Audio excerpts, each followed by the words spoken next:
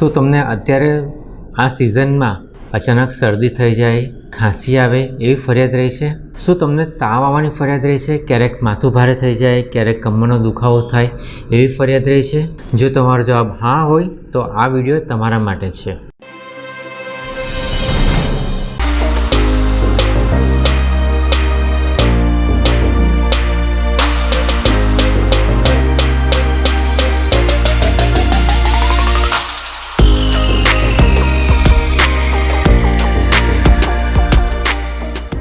નમસ્કાર દર્શક મિત્રો, સ્વાસ્થ્ય આયુર્વેદ ક્લિનિકથી હું વૈદ્ય જાગૃત પટેલ, MD આયુર્વેદ, એક આયુર્વેદ ચિકિત્સક છું.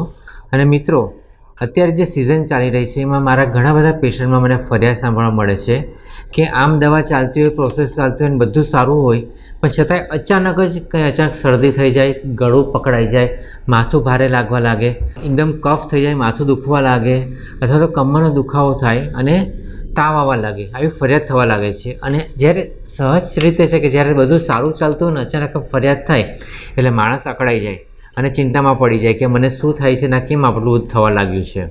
અને નેચરલી આપણે સોસાયટીમાં માન્યતા છે કે તાવ તો ન જ આવવો જોઈએ, તાવ આવે એટલે તમે થઈમાં કંઈક બીમારી છે. તો જ્યારે તાવ આવે છે ત્યારે પણ પેશન્ટ ગભરાઈ જાય છે કે મને તાવ કેમ આવ્યો છે. તરત જ તાવ ઉતારવાની દવા લઈ લે છે. ક્યારેક તાવ ઉતરી પણ જાય છે અને ક્યારેક તાવ ઉતરે પછી ફરીને તાવ આવવાનું ચાલુ રહે છે એને. તો મિત્રો, આટલું બધું ગભરાવાની જરૂર નથી. આયુર્વેદની દ્રષ્ટિએ વાત કરીએ તો હમણાં શિયાળાની ઋતુ ગઈ છે, ઠંડુ વાતાવરણ હતું ત્યારે આપણે બધા વસાણા ખાધા છે, તલ સાંકળી, લાડુ ખાધા છે, સાલમ પાક, અડદિયા પાક ખાધા છે, બધી વસ્તુ ખાધી છે, ત્યારે કોઈ પ્રોબ્લેમ નહોતો થયો. પણ હવે જ્યારે ઠંડીનું પ્રમાણ ઘટે છે અને ગરમીનું પ્રમાણ વધવા લાગ્યું છે ત્યારે નેચરલી શરીરમાંથી કફ છૂટો પડવાનો છે. અને એ કફ છૂટો પડે છે મતલબ એ શરીર કચરો બહાર કાઢે છે. તો જ્યારે તમને શરદી થાય કે ખાંસી આવે તો કફ સૂકવવાની દવા કરવી નહીં. એ શરીર કચરો બહાર કાઢે છે, શરીરની ઇમ્યુનિટી કામ કરે છે, એને કચરો બહાર કાઢવા દો. જો તમે કફ સૂકવવાની દવા લઈ લીધી અને કફ સુકાઈ ગયો તો તમે દવા લેશો ને અડધો કલાકમાં તમને સારું લાગશે કે મારો કફ મટી ગયો, પરંતુ પાછું થોડું કંઈ અઠવાડિયા 4-5 દિવસ પછી શરીરની ઇમ્યુનિટી કામ કરશે અને ફરીથી કફ છૂટો પડશે. એટલે તમને એમ થશે કે દવા લીધા પછી પણ ફરીને કફ કેમ થાય છે? તો એનું કારણ એ છે કે શરીરની ઇમ્યુનિટી કામ કરે છે, એને કરવા દો, એને ઇમ્યુનિટીની સામે ચાલીને સપ્રેસ નહીં કરો. તો જ્યારે કફ નીકળતો હોય તેને નીકળવા દો, અને જ્યારે આપણે કફને નીકળવા નથી દેતા અને વારે ઘડીએ સૂકવી રાખે છે પછી સૂકી ખાંસી ચાલુ થઈ જાય છે. ઘણી વખત નાના છોકરાઓમાં આવું બધું જોવા મળે છે કે એને પહેલાં કફ હતો પછી સૂકી ખાંસી ચાલુ થઈ. અને સૂકી ખાંસીમાં એટલે મતલબ શું, શરીર કચરો બહાર કાઢે છે, શરીરને એ કચરો કાઢ્યા વગર ચેન નથી પડવાનો, એટલે શરીરની પ્રક્રિયા ચાલુ છે. તો એને સપોર્ટ કરો. એને જો તમે વધારે સપ્રેસ કરશો તો આગળ જતાં તાવ આવશે, અને તાવ આવશે એટલે આખા શરીરમાં કળતરટ થાય, મોઢું કડવું લાગે, માથું દુખવા લાગે, માથું ભારે થઈ જાય, કમરનો દુખાવો થાય, એવો આખા શરીરમાં દુખાવો થવા લાગશે. અને મિત્રો, તાવ આવે એ પણ તમારા શરીરની ઇમ્યુનિટી કામ કરે છે. તાવને આવવા દો, તાવને ઉતારવાની ઉતાવળ નહીં કરો. જો તમે ઉતાવળે તાવને ઉતારશો તો શરીરની ઇમ્યુનિટી વધારે ને વધારે સપ્રેસ થશે ને બીમારીઓ વધતી જશે ઘટવાની જગ્યાએ. રોગ વધુ ને વધુ ઊંડો ઉતરતો જશે. તો જ્યારે તમને શરદી ખાંસી થાય અથવા તો તાવ આવે તો આટલા થોડાક ઘરેલું ઉપાય કરો તો તમે એનાથી આરામથી બહાર આવી શકશો અને સ્વસ્થ રહી શકશો.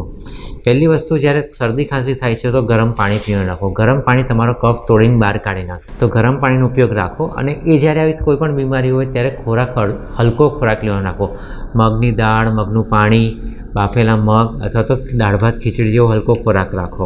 બીજું, ધારો કે વધારે પ્રમાણમાં કફ જમા થયેલો છે અને માથું ભારે લાગે છે, માથામાં કફ જામી ગયો એવું લાગે છે, અથવા કમરનો દુખાવો ને બધું રહે છે, વાંસો દુખે છે, તો તમે ત્યારે એની સાથે સૂંઠવાળું ગરમ પાણી પી શકો, અથવા તો અજમો ચાવી જાવ અને ઉપર ગરમ પાણી પીવાનું રાખો. તો આવા ઉપાય કરશો તો એનાથી શું, પેલો અંદર કચરો ભેગો થશે, કચરો પાકીને તરત બહાર નીકળી જશે, પસીનો આવશે, પસીનો આવીને તાવ પણ ઉતરી જશે. તો આ રીતે કુદરતી પ્રક્રિયા કરશો તો તમારી પાચન શક્તિ પણ સુધરશે અને તમે જલ્દી સ્વસ્થ થઈ શકશો. તો મિત્રો, આટલી જ વસ્તુ છે. જરાય ચિંતા નહીં કરો. કોઈ પણ બીમારી થાય એને થોડીક સહજતાથી અથવા ધીરેથી તમે જુઓ કે તમારું શરીર શું કરવા માંગે છે. ઇવન તાવ આવે છે, મોઢું કડવું લાગે છે, મતલબ શરીર કહે છે કે અંદર અપચો જો ખાશો નહીં, અને આપણે સામે ચાલીને ખાવાનું ખાઈએ છીએ કે નહીં ખાય તો અશક્તિ આવશે, એટલે ખાઈ લો. એ વધારે ખાશો ને ત્યારે વધારે અશક્તિ આવશે ને વધારે તાવ વગડશે. તો એ ઉતાવળ નહીં કરો. તાવ આવે ત્યારે લંઘન કરવાનું, હુંફાળું ગરમ પાણી પીઓ અને હલકો ખોરાક લો. એ પણ ભૂખ લાગે તો જ લેવાનું છે. તો બસ આવા સાદા નિયમો છે જેને તમે પાળશો તો તમે સ્વસ્થ રહી શકશો. મિત્રો, આયુર્વેદ ખૂબ જ સરળ છે અને અમલમાં મૂકવો પણ બહુ સરળ છે. એટલી જ વસ્તુ દર વખતે કહું છું એ રીતે મિત્રો આયુર્વેદને અપનાવો, આજીવન સ્વસ્થ રહો. નમસ્કાર.